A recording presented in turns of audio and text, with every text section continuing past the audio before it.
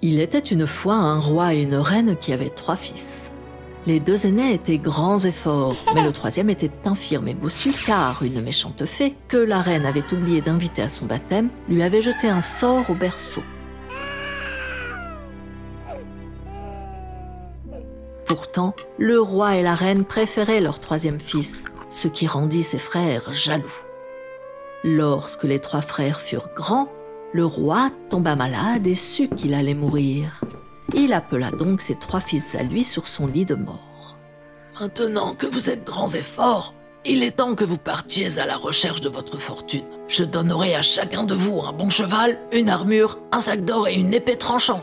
Et à vous, je vous donnerai ce château, car vous n'êtes pas assez fort pour aller chercher fortune par vous-même. Vous resterez donc à la maison et prendrez soin de votre mère. » Et peu de temps après avoir dit cela, mourut. Les 2 frères aînés étaient très en colère parce que le bossu avait reçu le château.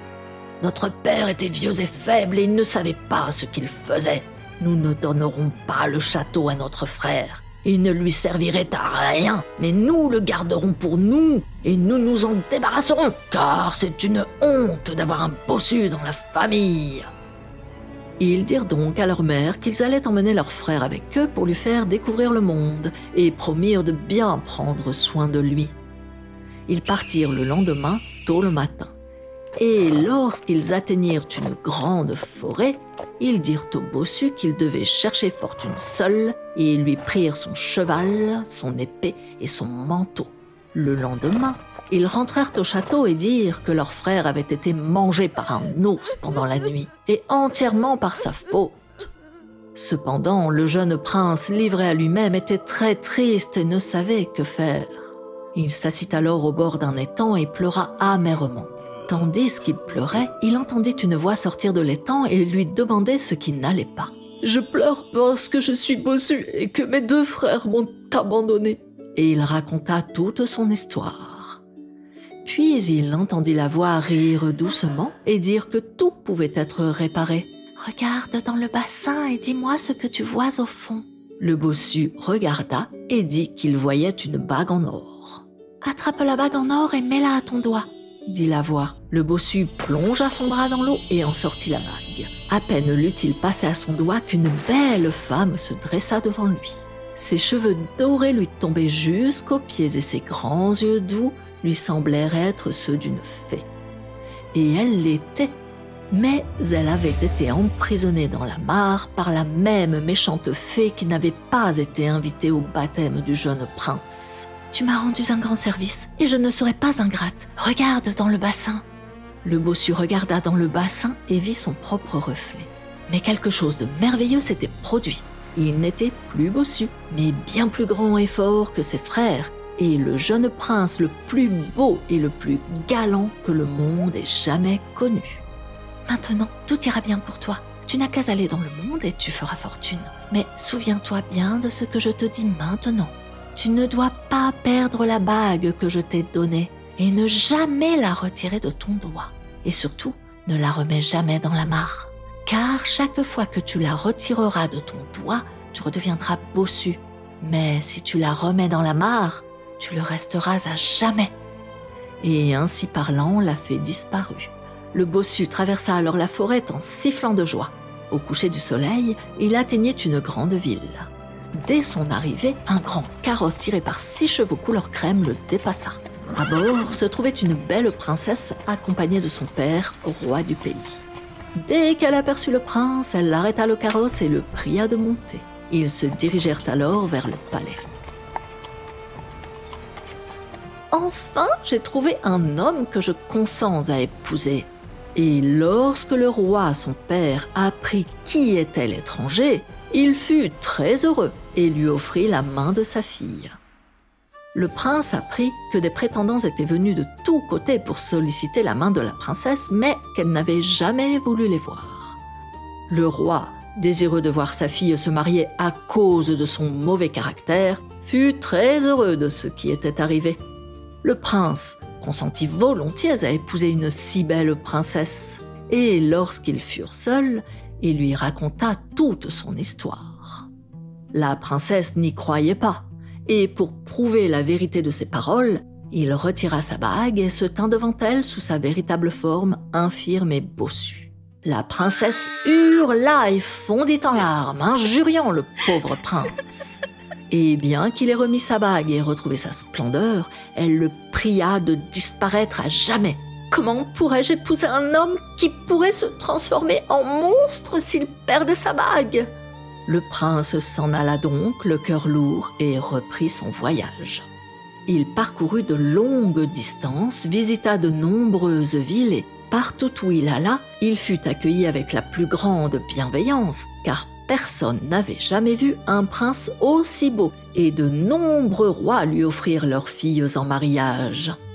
Mais le prince resta sourd à leurs offres et son cœur était triste, car il sentait que le don magique qu'il avait reçu ne lui apportait aucun bonheur. Et il savait qu'il portait un masque et trompait le monde entier. Or, un jour, au cours de son voyage, il arriva au bord de la mer.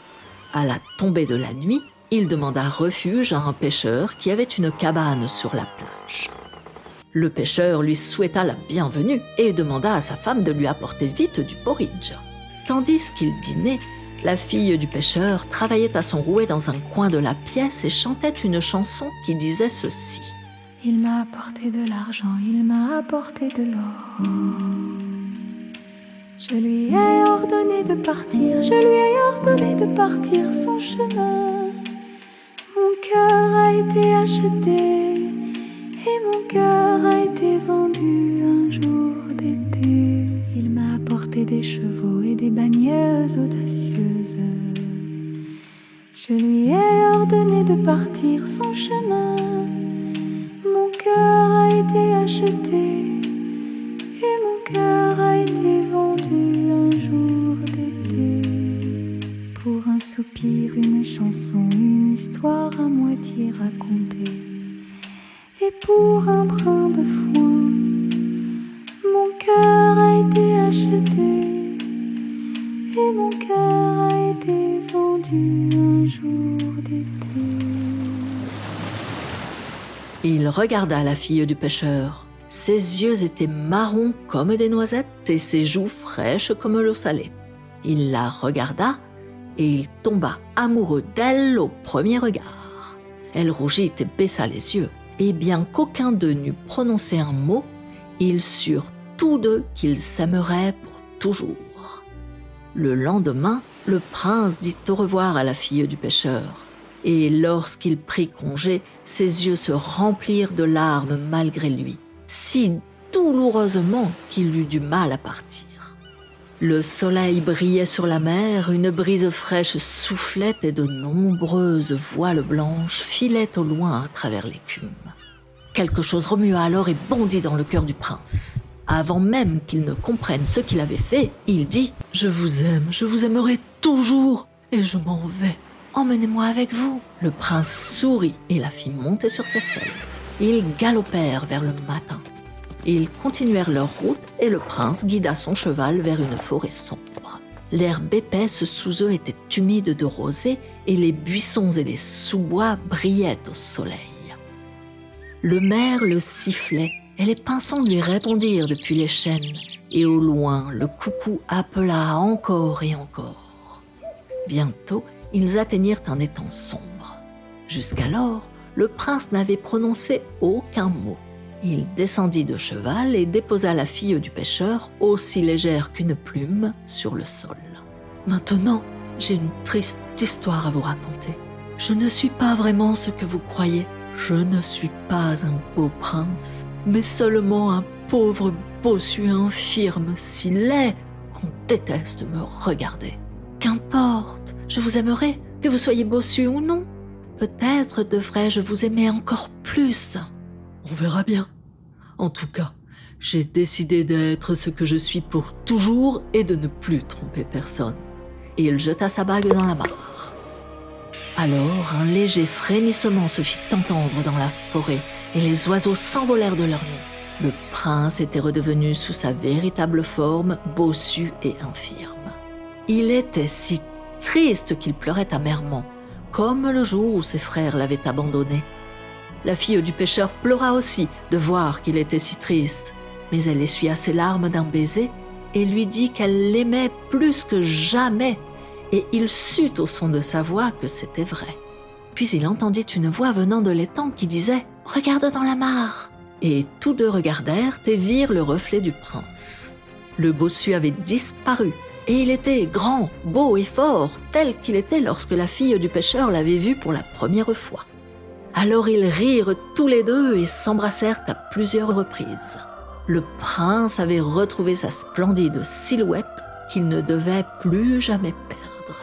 Il mit la fille du pêcheur sur son cheval et ils retournèrent au château où il était né. Ils trouvèrent sa mère regardant par la fenêtre au cas où il reviendrait ce jour-là. Ils se marièrent dès le lendemain en grande pompe. Et ses deux frères revinrent. Tout leur était arrivé mal, ils étaient pauvres et misérables. Et il leur pardonna. Et le prince et la fille du pêcheur vécurent heureux pour toujours. Si tu as aimé ce conte, n'oublie pas de mettre un j'aime, de mettre un petit commentaire et, si ce n'est pas déjà fait, de t'abonner. Et si tu veux recevoir les notifications pour toutes nos prochaines vidéos, active la cloche. Merci d'avoir regardé Contes Toons et à bientôt.